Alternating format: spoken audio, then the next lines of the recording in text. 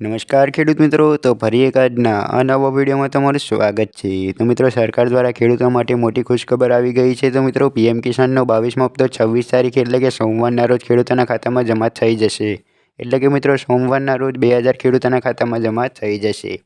અને મિત્રો, આપણે સાથે સાથે એ પણ વાત કરીશું કે જે ખેડૂતોને આગળના હપ્તા ના મળ્યા તેના માટે શું કરવું અને કયા ખેડૂતોને 2000 મળશે અને કયા ખેડૂતોને 4000 મળશે. તો મિત્રો, વિડીયોની અંદર અંત સુધી બન્યા રહેજો એટલે તમને ખબર પડે કે તમારા આગળના હપ્તા કેમ રોકાઈ રહ્યા છે અને કયા ખેડૂતોને 4000 મળશે.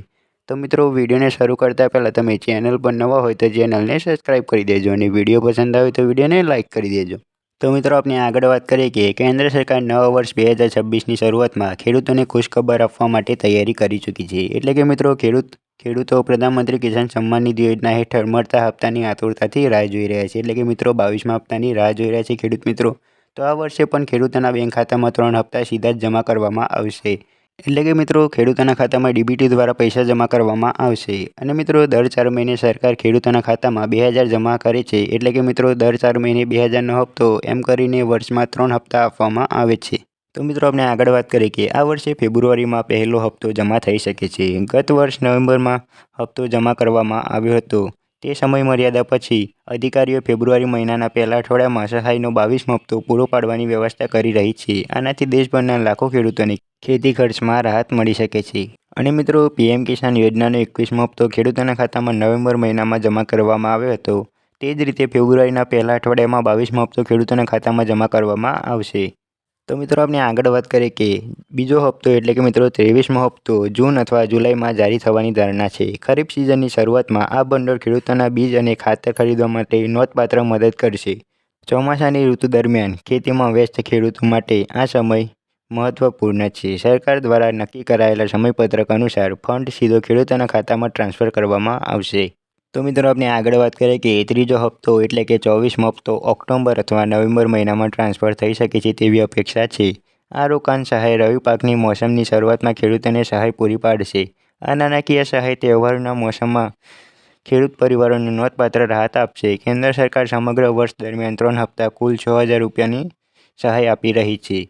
તો મિત્રો, આપણે આગળ વાત કરીએ કે આ યોજનાનો લાભ મેળવવા માટે ખેડૂતોએ ચોક્કસ નિયમોનું પાલન કરવું આવશ્યક છે. ઈ-કેવાયસી પ્રક્રિયા પૂર્ણ કરવી ખાસ કરીને મહત્વપૂર્ણ છે. આધાર સાથે લિંક ન હોય તેવા ખાતામાં રોકડ રકમ જમા કરવામાં આવશે નહીં. ખેડૂતોએ તેમના નજીકના મી સેવા કેન્દ્ર અથવા મોબાઈલ એપ્લિકેશન દ્વારા આ પ્રક્રિયા તાત્કાલિક પૂર્ણ કરવી જોઈએ.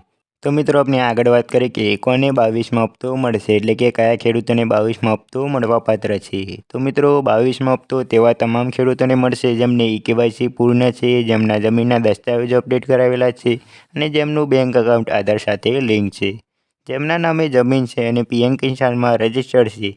જેઓના ડેટામાં કોઈ ભૂલ હશે તો હપ્તો રોકાઈ શકે છે. તો મિત્રો, તમારે પણ ઈ-કેવાયસી બાકી હોય તો પૂરી કરી લો. જમીનના દસ્તાવેજ અપડેટ કરાવવાના બાકી હોય તો તે પણ કરાવી લો અને બેંક સાથે આધાર લિંક કરાવવાનું બાકી હોય તો તે પણ કરાવી લો. નહીંતર મિત્રો, તમને 22મા હપ્તાનો લાભ નહીં મળે. તો મિત્રો, આપણે આગળ વાત કરીએ કે ઈ-કેવાયસી કેવી રીતે કરવું. તો મિત્રો, ઈ-કેવાયસી જે ખેડૂતોને બાકી હોય તે કઈ રીતે કરવું. તો મિત્રો, પીએમ કિસાન પોર્ટલ પર જાઓ. ત્યારબાદ હોમ પેજ પર ઈ-કેવાયસી બટન દેખાશે. તેના પર ક્લિક કર્યા બાદ આધાર નંબર નાખવાનો આવશે. આધાર નંબર નાખ્યા બાદ ઓટીપી વેરીફાઈ થશે. ઓટીપી વેરીફાઈ થયા બાદ સક્સેસફુલનો મેસેજ આવશે. જો ઓનલાઈન ના થાય તો નજીકના સીએસસી સેન્ટર પર જઈને બાયોમેટ્રિક કેવાયસી કરાવી શકો છો. તો મિત્રો, તમારી પણ ઈ-કેવાયસી બાકી હોય તો તમે આ રીતે ઈ-કેવાયસી પૂર્ણ કરી શકો છો. તો મિત્રો, આપણે વિડીયોની અંદર વાત કરી કે પીએમ કિસાનનો 22મો હપ્તો ક્યારે આવશે અને કયા ખેડૂતને 2000 મળશે અને કયા ખેડૂતને 4000 મળશે. અને મિત્રો, આપણે સાથે સાથે એ પણ વાત કરી કે 2026ના વર્ષમાં 3 હપ્તા મળવાના છે. તે કયા મહિનામાં મળશે તે પણ આપણે વિડીયોની અંદર વાત કરી. તો મિત્રો, તમને વિડીયો પસંદ આવે તો વિડીયોને લાઇક કરી દેજો, શેર કરી દેજો અને મિત્રો, કોઈ પણ પ્રશ્ન હોય તો કોમેન્ટમાં જરૂરથી જણાવી દેજો. અને મિત્રો, ચેનલ પર નવા હોય તો ચેનલને સબસ્ક્રાઈબ કરી દેજો. મળીએ આગળના વિડીયોમાં.